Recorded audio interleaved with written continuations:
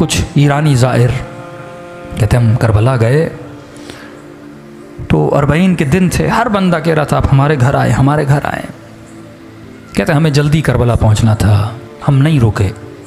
एक छोटा सा गांव था बीच में, एक बूढ़ा 75 साल का, उसने आकर हमारे कदम पकड़ लिए। इतनी शिद्दत से रो रहा था, लग ये रहा था अगर इसकी दावत को कबूल न किया कहीं इसे यहीं पे सख्त तारी ना हो जाए।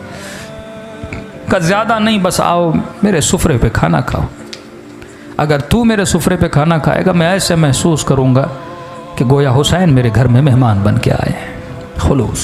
हमने कहा बूढ़ा है, हमने कहा ठीक है खाना खाएंगे पर जल्दी निकल जाएंगे। ठीक है 1-2 घंटा आराम करो, अपनी जोराबे दो, मेले कपड़े दो, वो भी धुलने के लिए देता हूँ, थोड़े फ्रेश हो जाओगे, 2 लुक़मे खाने खाओ, मुझ गरीब का दिल खुश हो जाएगा। कहते हैं उसके घर हम चले गए, उसने कहा ठीक है मैं 1 घंटे में खाना तैयार करता हूँ। हम थोड़ा कमर सीधी करके बैठ गए। उस बूढ़े के घर की दीवार के ऊपर एक पेंटिंग लगी थी। पेंटिंग थोड़ी अजीब थी जिसने हमें अपनी तरफ खींचा। हमने क्या देखा, उस पेंटिंग पे एक ताबूत है, मैयत है अंदर, उस ताबूत के साथ में कब्र है खुदी हुई।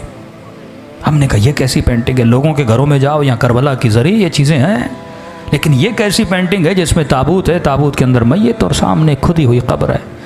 बूढ़ा आया, हमने कहा बूढ़े बताओ ये पेंटिंग का माजरा क्या है। उसने कहा पहले खाना खा लो, कहीं ऐसा ना मैं बताऊँ तुम रोने लगो। मौला के ज़ाहिर हो, सुकून से खाना खाओ। इसरार किया कर नहीं, खाना खाओ। खाना खा लिया हमने कहा अब बता। कहा ये जो ताबूत देख रहे हो ये मेरा ताबूत है, ये जो कब्र देख रहे हो ये मेरी कब्र है। एक दिन मैं मर चुका था, मेरा जनाजा ताबूत में था, इसी तरह मेरी कब्र खुदी हुई थी। आज जो मैं तुम्हारे सामने जिंदा हूँ ना, ये हुसैन की दुआ का नतीजा है। ऐसे कई मौजज़े हो चुके हैं। का ज़रा समझा तो कहना क्या चाहता है। का मेरे पूरे गांव वाले से पूछो कि ये बूढ़ा जिसके घर हमने खाना खाया है इसका माजी कैसा था, तो सारे गांव वाले गवाही देंगे हमारे गांव में इससे बड़ा कोई फासिक नहीं था। मुझे नहीं याद कोई ऐसा गुनाह था जो मैंने नहीं किया। मेरा हुसैन इब्न अली से लेना देना नहीं था, मेरी एक अपनी गफलत की ज़िंदगी थी। सद्दाम वासिल जहन्नुम हुआ, 40 का सिलसिला शुरू हुआ। मैंने देखा जोक दर जोक कुछ लोग हैं जो करबला हुसैन की ज़ियारत के लिए जा रहे हैं। मेरा दिमाग तो था ही शैतानी ना। मैंने कहा जाता हूँ इन ज़ायरों को लूटता हूँ, किसी का मोबाइल लूटूंगा, किसी के पैसे लूटूंगा, थके हुए टूटे हुए सो जाएंगे लूट लूँगा। कहता निकला अपने इरादा लेकर, चाय की सबीलें, खाने की सबीलें, मौक़ब पे मौक़ब लगा हुआ। दिल किया कि चाय पीऊँ, एक मौक़ब पे गया, मैंने कहवा उठाया, पीना चाहा। उस जवान ने मुझे पहचान लिया कि मैं चोर हूँ। उसने कहा कहवा नीचे रख, ये सबील हुसैन के ज़ायरों के लिए है, चोरों के लिए नहीं है, दूर हो जा हमारी सबील से। बुरा लगा, मैंने कहा कोई बात नहीं, आगे दूसरी सबील से पी लूँगा। आगे बढ़ने लगा, एक बूढ़े ने देखा जो सबील के अंदर था, कहा इधर आ। मैंने कहा क्यों आऊँ, चाय तो तुम पिलाने नहीं देते। कहा शर्म नहीं आती, सारे गाँव वाले मदद कर रहे हैं, हुसैन की ज़ाहिरों की खिदमत कर रहे हैं, तू खिदमत नहीं करेगा। मैंने कहा क्या करूं। अब कहता मैं हुसैन को जानता नहीं, मानता नहीं, कोई गरज नहीं, कोई लालच नहीं। मैंने कहा ऐसे क्या मदद करूं। कहा देख चाय बना रहे हैं, चीनी ख़त्म हो गई, 2 किलो चीनी लेकर। मैंने कहा ठीक है, बग़ैर गरज के ना, आप न्यास करते हो, जहन में कोई सोच है ना मौला हुसैन मदद करेंगे, कब्र में क़यामत में सैयदा को अजर देंगी मेरे आंसुओं के बदले। कहता नहीं मेरा कोई जहन में पस मंज़र नहीं। मैं गया 2 किलो चीनी ली, वापसी पे एक और सबील थी जहाँ चाय चल रही थी। मैंने कहा चाय यहाँ पीऊँ फिर जाऊँगा। उसने बोला भी तो अब उसकी चाय नहीं पीऊँगा, इज़्ज़त नफ्स ने मुझे रोका। मैंने चीनी इसके टेबल पर रखी, चाय पीना चाहिए। उस सबील वाले ने समझा मैं उसके लिए लेकर आया हूँ। उसने कहा मौला का ज़ाहिर चीनी लेकर आया है। मैं रोक न सका, बता न सका कि आपके लिए नहीं अगले वाले के लिए। उसने उठा ली, मैंने कहा कोई बात नहीं, 2 किलो और लेता हूँ। आगे बढ़ा, कहता है क़ज़ा पूछ के नहीं आती। आज मजमे में बैठा अगर मोमिन ये समझ रहा है ना 2 साल के बाद मरूंगा, 10 साल के बाद मरूंगा, ये तेरी भूल है। सेकंड लगते हैं रूह को बदन से निकलने में। कहता सीने में तकलीफ़ हुई, ज़मीन पे गिर पड़ा, अचानक देखा रूह निकल चुकी है, बदन ज़मीन पे पड़ा हुआ है।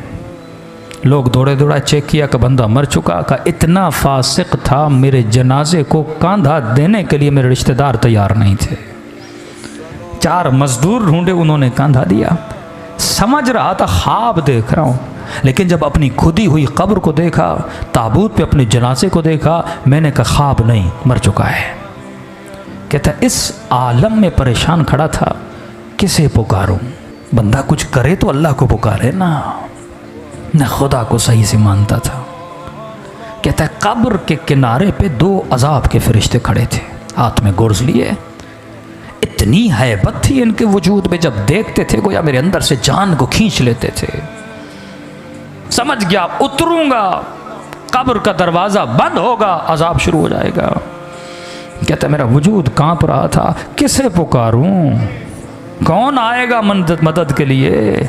इतने में मेरे पीछे से एक मीठी सी आवाज़ आई और आवाज़ ने मलाइकों को मुखातब किया, आए मलाइकतुल्लाह, मेरे दोस्त को डरा क्यों रहे हो? मैंने कहा कौन है इस आलम में मुझे अपना दोस्त कह रहा है?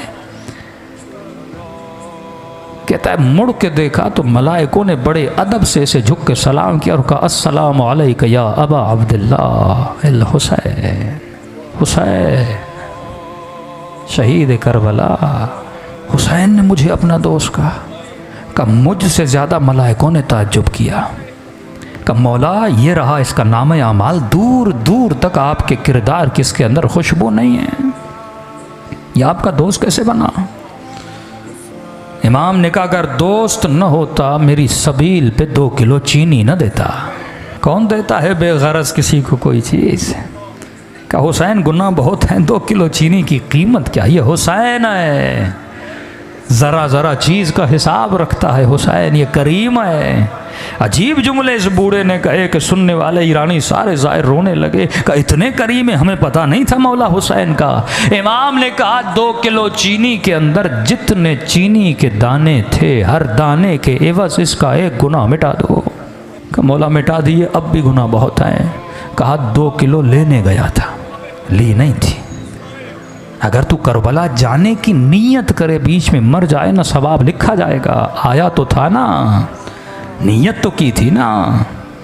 इमाम ने कहा दानों को काउंट करो, हर दाने के बस। कहने लगे मौला हुसैन अब भी गुनाह बहुत है।